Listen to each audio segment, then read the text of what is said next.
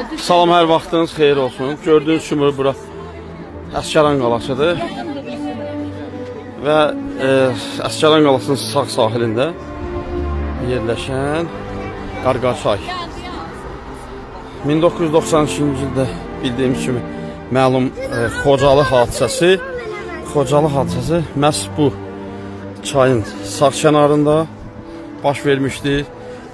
Milli qəhrəman Çingiz Mustafayevin lent aldığı həmin şəhidlər, Xocalıq sakinləri məhz bu meşəlikdə şəhid olmuşdur, donaraq həlak olmuşlar.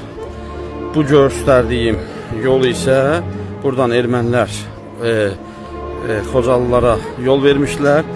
Əslində bu yol onlara Ağdama getmək üçün yol idi.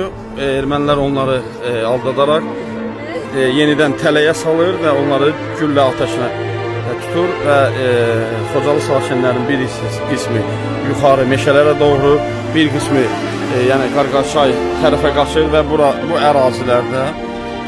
ərazilərdə həlak olurlar.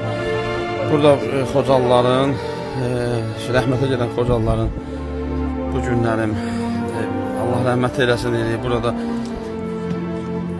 necə deyək, baxın, indi hal-hazırda durduğumuz bu torpaq yağ düşməndən azad olunmuşdur. Qəhrəman şəhidlərimizin, qəhrəman qazilərimizin və baş komandanımızın